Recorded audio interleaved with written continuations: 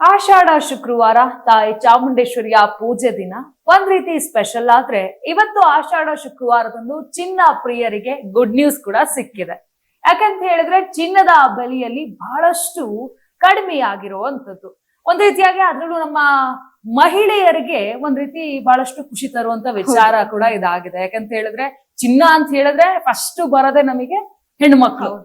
ಅವ್ರಿಗಿರೋ ಅಷ್ಟು ಚಿನ್ನದ ಮೇಲೆ ವ್ಯಾಮೋಹ ಮೇ ಬಿ ಯಾರಿಗೂ ಇಲ್ಲ ಅನ್ಸುತ್ತೆ. ಅದ್ರಲ್ಲೂ ಆಕ್ಚುಲಿ ಇವಾಗ ಗಂಡ್ಮಕ್ಳು ಕೂಡ ಕಡಿಮೆ ಇಲ್ಲ. ಹೌದು, ಖಂಡಿತವಾಗ್ಲು. ಈಗ ಮ್ಯಾಮ್ ಹೇಳ್ದಂಗೆ ಕತ್ತಗೊಂದು ಇಷ್ಟ ದಪ್ಪು ಚೈನು, ಕೈಗೊಂದ್ 2 ಖಡ್ಗ ಅಥವಾ ಒಂದು 10 ಬೆರಳಿಗೂ 10 ಉಂಗ್ರ, ಗೋಲ್ಡನ್ ಡ್ರೆಸ್ ಗಳು ಕೂಡ ಮಾಡಿಸ್ಕೊಂತಾರೆ. ಮತ್ತೆ ಇದು ರೇಷ್ಮೆ ಸ್ಯಾರಿಗಳು, ಆ ಗೋಲ್ಡ್ ಥ್ರೆಡ್ ಇರುತ್ತಲ್ಲ ಅದನ್ನ ಹಾಕ್ಸ್ಕೊಳ್ಳೋ ಅಂತದ್ದು. ಸೊ ಈ ರೀತಿಯಾಗಿ ಈ ಒಂದು ಚಿನ್ನದ ವ್ಯಾಮೋಹ ನಮ್ಮ ದೇಶದಲ್ಲಿರುವಷ್ಟು ಮೇ ಬಿ ಯಾವ ಒಂದು ಪ್ಲೇಸ್ ಅಲ್ಲೂ ನಾವು ನೋಡಿಲ್ಲ ಅನ್ಸುತ್ತೆ. ಆ ಮಟ್ಟಕ್ಕೆ ಚಿನ್ನದ ವ್ಯಾಮೋಹ ಇರುವಂತದ್ದು. ಸೊ ಇವ್ರಿಗೆಲ್ರಿಗೂ ಕೂಡ ಆಷಾಢ ಶುಕ್ರವಾರದಂದು ಗುಡ್ ನ್ಯೂಸ್ ಸಿಕ್ಕಿದೆ. ಈಗ ಕಳೆದ ತಿಂಗಳಲ್ಲೆಲ್ಲ ನೋಡಿದ್ರಂತೂ ಬಹಳಷ್ಟು ಚಿನ್ನದ ಬೆಲೆ ಗಗನಕ್ಕೇರ್ಬಿಟ್ಟಿತ್ತು. ಚಿನ್ನ ತಗೊಬೇಕು ಅಂದ್ರೆ ಒಂದು 5 ಲಕ್ಷ, 2 ಲಕ್ಷ ಹಿಡ್ಕೊಂಡು ಹೋಗ್ಬೇಕು ಅನ್ನೋ ತರ ಇತ್ತು. 1000ಕ್ಕೆಲ್ಲ ಚಿನ್ನ ಬರಲ್ಲ ಅನ್ನೋ ತರನೇ ಒಂದ್ ಸಿಚುವೇಶನ್ ಇದ್ದಿದಂತದ್ದು.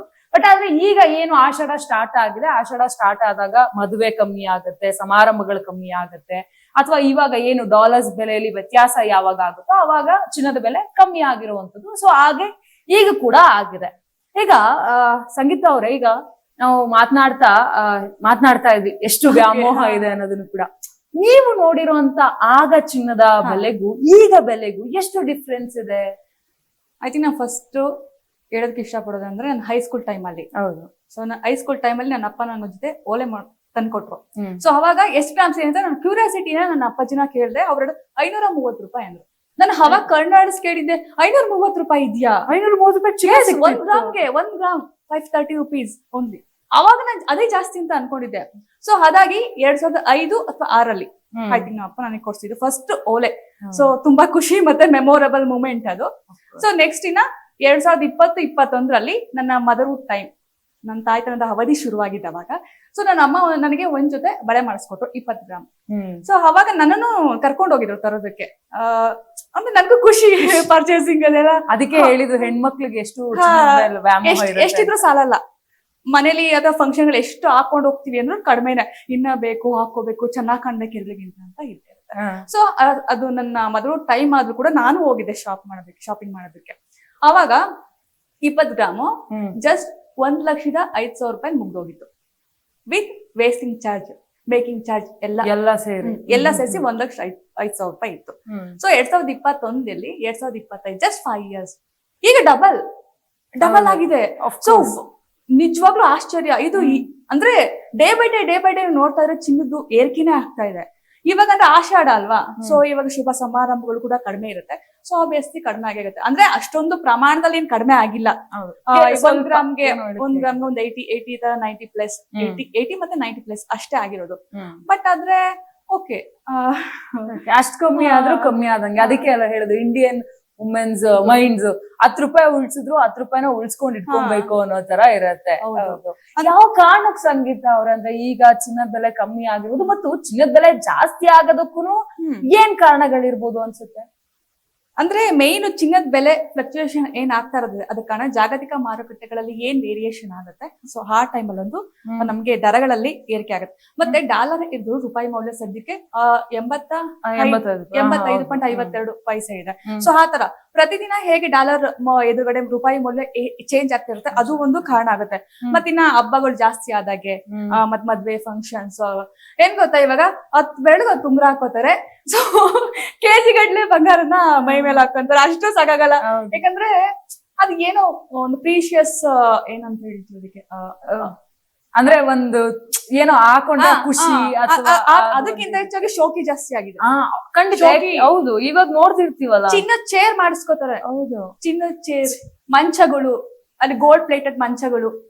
ಸೊ ಹಂಗೆ ಭಾರತೀಯರ ಏನಾಗಿದೆ ಅಂದ್ರೆ ಒಂದು ವ್ಯಾಮೋಹ ಇದ್ರೆ, ಚಿನ್ನ ಇದ್ರೇನೆ ಒಂದು ಐಷಾರಾಮಿ ವಸ್ತು, ಅದಿದ್ರೆ ತುಂಬಾ ಶ್ರೀಮಂತರು, ತೋರಿಕೆ ಆಗ್ಬಿಟ್ಟಿದೆ ಅದು. ಏನು ಪ್ರೀಶಿಯಸ್, ಅದು ಒಂದು ಏನಂತ ಹೇಳ್ತೀವಿ, ನಮ್ ಜೊತೆ ಪ್ರೀಶಿಯಸ್ ಥಿಂಗ್ ಅನ್ನೋದ್ರ ಬದಲಾಗಿ ಒಂದು ಶೋಕಿ ತೋರ್ಸ್ಕೊಬೇಕು, ಎಷ್ಟು ದುಡ್ಡಿದೆ, ಎಷ್ಟು ಚಿನ್ನ ಇದೆ. ಹೌದು, ಅದೊಂದು. ಮತ್ತೆ ಇನ್ ಕೆಲವು ಏನಂತ ಸೇವಿಂಗ್ಸ್ ಪರ್ಪಸ್. ಈಗ ಇಂಡಿಯನ್ಸ್ ನಾವು ತಗೋಣ, middle class people mind set ಹೆಂಗಿದೆ, ಮಧ್ಯಮ ವರ್ಗದ ಜನತೆ ಮೈಂಡ್ ಸೆಟ್ ಹೇಗಿದೆ ಅಂತ ಹೇಳಿದ್ರೆ ಒಂದು ಸೇವಿಂಗ್ಸ್ ಮೂಡ್ ಬಂದಿರುತ್ತೆ ಇವಾಗ.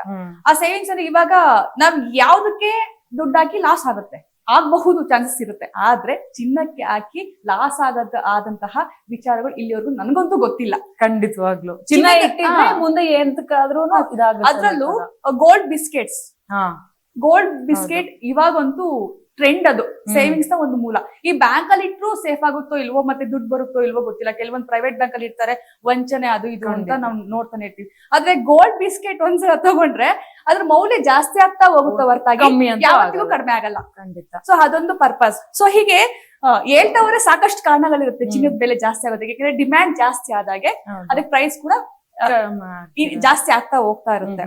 ಮತ್ತೆ ಇವತ್ತು 22 ಕ್ಯಾರೆಟ್ ಅಂದ್ರೆ ನೀವ್ ಹೇಳಿದಾಗ ಆಷಾಢ ಶುಕ್ರವಾರ ಬೇರೆ ಬಂತು. ಸೊ ಇವಾಗ ಫಂಕ್ಷನ್ ಗಳೆಲ್ಲ ಆಲ್ವೇಸ್ ಕಡಿಮೆ ಇರುತ್ತೆ.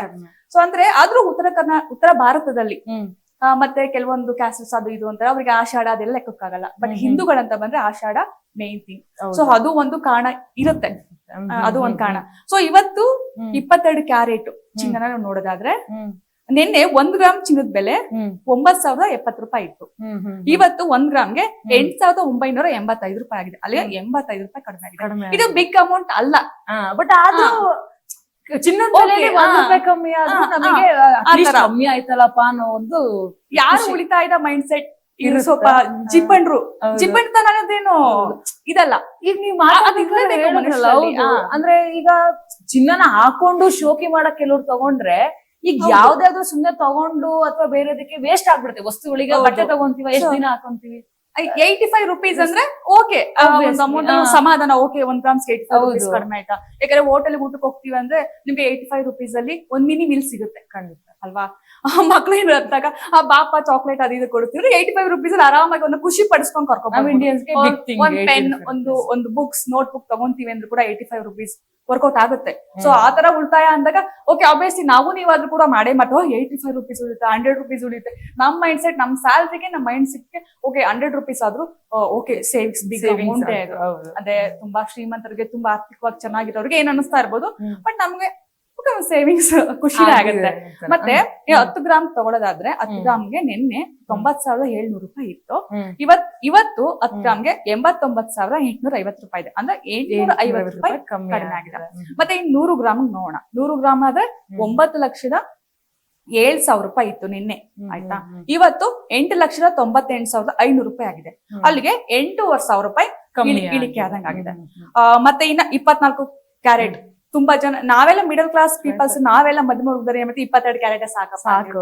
ಆದ್ರೆ ಕೆಲವರು ಉಳ್ಳವರು ಇರ್ತಾರಲ್ಲ, ಅವ್ರ ಏನ್ ಅಂದ್ರೆ ಸ್ವಲ್ಪ ಸ್ಥಿತಿವಂತರು, ಶ್ರೀಮಂತರು ಅದಕ್ಕಾಗಲ್ಲ, ಸ್ವಲ್ಪ ಮಧ್ಯಮ ವರ್ಗಕ್ಕಿಂತ ಸ್ವಲ್ಪ ಮೇಲ್ವರ್ಗ ಇರುತ್ತಲ್ಲ, ಅವರು 24 ಕ್ಯಾರೆಟ್ ತಗೊಂತಾರೆ. ಇಲ್ಲ, ನಂಗೆ ಪರಿಶುದ್ಧವಾದ ಚಿನ್ನ ಬೇಕು, ಅಪರಂಜಿ ಚಿನ್ನ ಬೇಕು ಅಂತ. ಸೊ ಅವ್ರಿಗೆ ಅವ್ರಿಗೂ ಓಕೆ. ಆ 1 ಗ್ರಾಮ್ ನಿನ್ನೆ 1 ಗ್ರಾಮ್ಗೆ 9,895 ರೂಪಾಯಿ ಇತ್ತು. ಇವತ್ತು 9,802 ರೂಪಾಯಿ ಇದೆ. ಅಲ್ಲಿಗೆ 93 ರೂಪಾಯಿ ಕಮ್ಮಿ ಆಗಿದೆ. ಮತ್ತೆ 10 ಗ್ರಾಮ್ ನೋಡೋಣ. 10 ಗ್ರಾಮ್ಗೆ 98,950 ರೂಪಾಯಿ ಇತ್ತು. ಇವತ್ತು 10 ಗ್ರಾಮ್ಗೆ 98,020 ರೂಪಾಯಿ ಇದೆ. 20 ರೂಪಾಯಿ ಆಗಿದೆ. ಅಲ್ಲಿಗೆ 930 ರೂಪಾಯಿ ಕಡಿಮೆ ಆಗಿದೆ. ಮತ್ತೆ 100 ಗ್ರಾಮ್ಗೆ ಇದು ಆಕ್ಚುಲಿ ತುಂಬಾ ಫನ್ನಿ ಅಂದ್ರೆ ಇದು ಹೇಗೆ ಹೇಳ್ತೀನಿ ಯಾಕೆ ಅಂತ. 100 ಗ್ರಾಮ್ಗೆ ನಿನ್ನೆ 9,89,500 ರೂಪಾಯಿ ಇತ್ತು. ಎಷ್ಟು? 24 ಕ್ಯಾರೆಟ್ ಚಿನ್ನಕ್ಕೆ. ಇವತ್ತು 9,80,200 ರೂಪಾಯಿ ಆಗಿದೆ. ಅಂದ್ರೆ 9,300 ರೂಪಾಯಿ ಇಳಿಕೆ ಆಗಿದೆ. ಅಂದ್ರೆ 22 ಕ್ಯಾರೆಟ್ ಚಿನ್ನದ ಪ್ರೈಸ್ ಏನು 1 ಗ್ರಾಮು 9,070 ರೂಪಾಯಿ.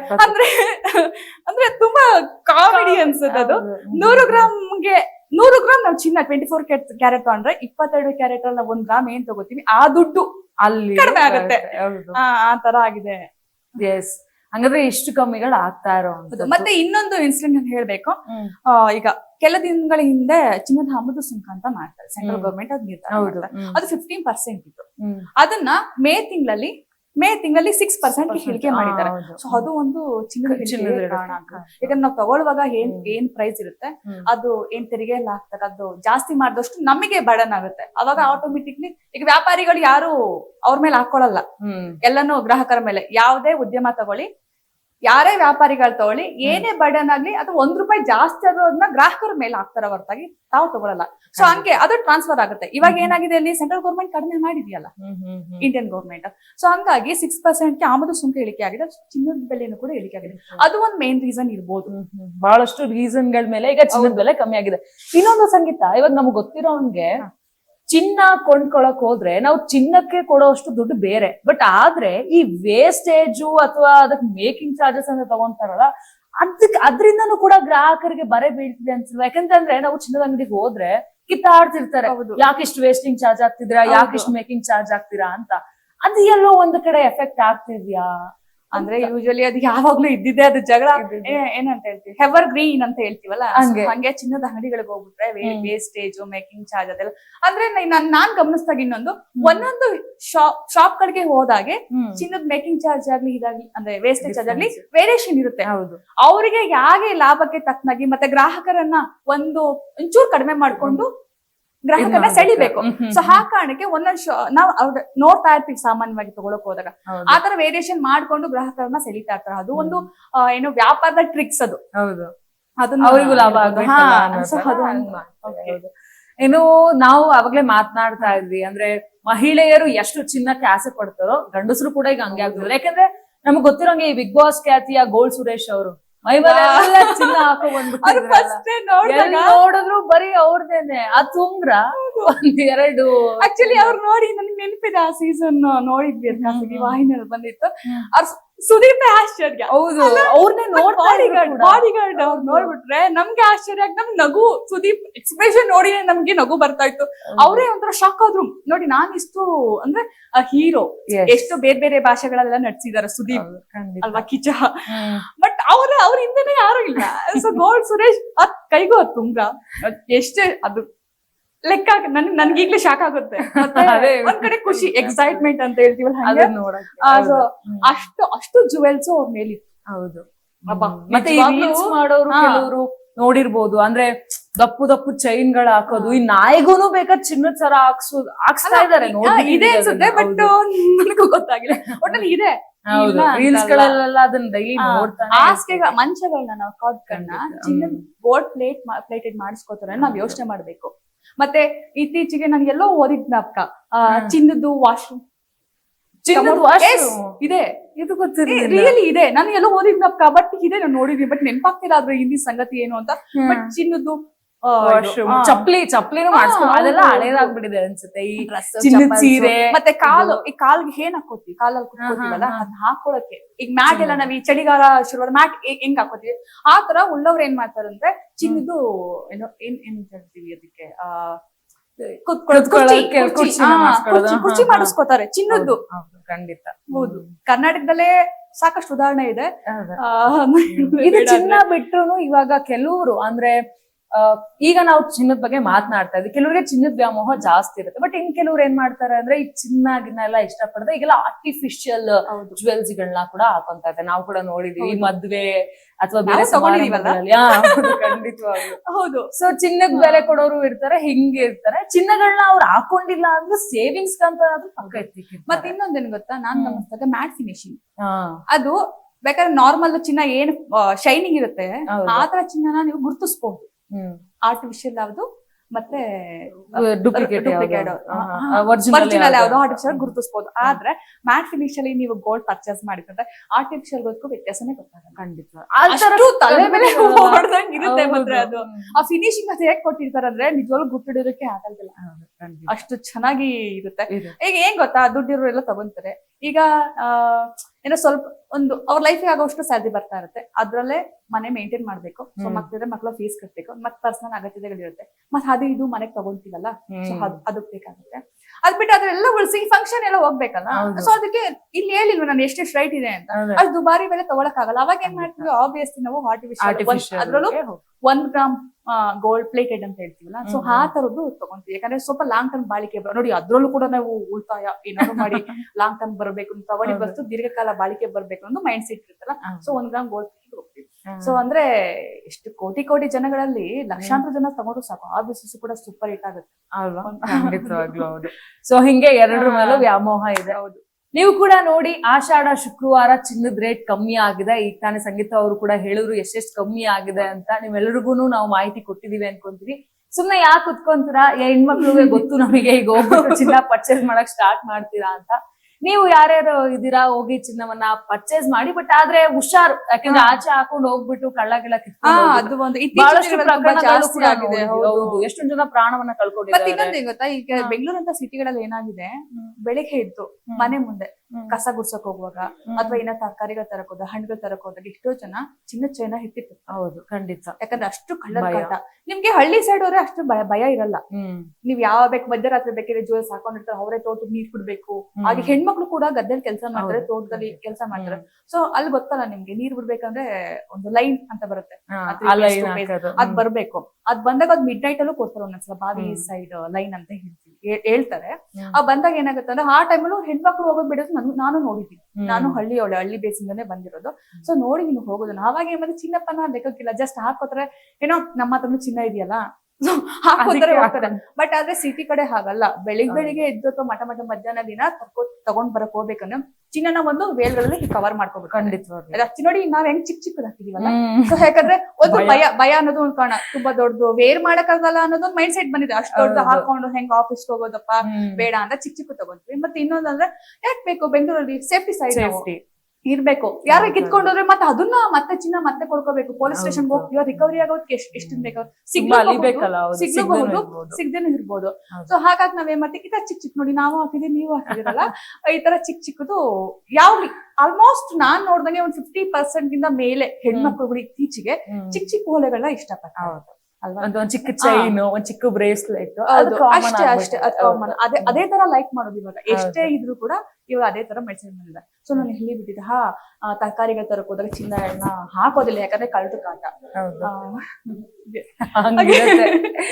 ಅದೇ ಮಾತಾಡ್ತಾ ಇದ್ವಿ. ನಾ ಆಗ್ಲೇ ಹೇಳ್ದಂಗೆ ಸ್ವಲ್ಪ ಹುಷಾರಾಗಿರಿ. ಮ್ಯಾಮ್ ಹೇಳ್ದಂಗೆ ಇದನ್ನ ಒಂಚೂರು ವೇಲೆಲ್ಲ ಕಷ್ಟಪಟ್ಟು ತಗೊಂಡಿರ್ತೀವಿ, ಯಾರೋ ಒಬ್ರು ಹೊಡ್ಕೊಂಡ್ ಹೋಗ್ತಾರೆ, ಹೊಟ್ಟೆ ಉರ್ದೇ ಅದೇ ದುಡ್ಡು ಹೋದ್ರು ಹೋಗ್ಲಿ ಅಥವಾ ಪ್ರಾಣಗಿನ ಹೋಗ್ಬಿಟ್ರೆ ಇಲ್ಲ. ಎಷ್ಟೊಂದ್ಸಲ ನೋಡಿದ ಇನ್ಸಿಡೆಂಟ್, ಎಷ್ಟೊಂದ್ಸಲ ಪ್ರತಿನಿತ್ಯ 100 ಕೇಸ್ಗಳು ಬರ್ತಾನೆ ಇರುತ್ತಲ್ಲ. ಎಷ್ಟೊಂದ್ಸಲ ಚಿನ್ನ ಹೇಳ್ಕೊಳಕ್ ಹೋಗ್ಬಿಟ್ಟು ಲೇಡೀಸ್ ಬಿದ್ಬಿಟ್ಟಿದ್ದಾರೆ. ಅದು ಆ ಟೈಮಲ್ಲಿ ಹೇಗಾಗುತ್ತೆ ಅಂತಾನೆ ಗೊತ್ತಾಗಲ್ಲ. ನಾವು ಅಯ್ಯೋ ಇನ್ನೊಂದು ಚಿನ್ನ ಅಂತ ನೋಡ್ಕೊಳ್ಳೋ ಅಷ್ಟೊಂದು ಕಿತ್ಕೊಂಡು ತುಂಬಾ ದೂರ ಹೋಗ್ಬಿಟ್ಟಿರ್ತಾರೆ. ಆ ಇನ್ಸಿಡೆಂಟ್ ತುಂಬಾನೇ ಆಗಿದೆ. So be careful. ತಗೊಳ್ಳಿ ಚಿನ್ನನ, ಆದ್ರೆ ಜೋಪಾನಾಗಿ ಇಟ್ಕೊಳ್ಳಿ. ಒಂಥರ ಸೇವಿಂಗ್ಸ್ ತರ. ಹೌದು, ಮುಂದೆ ಹೆಲ್ಪ್ ಆಗತ್ತೆ ಅಂತ.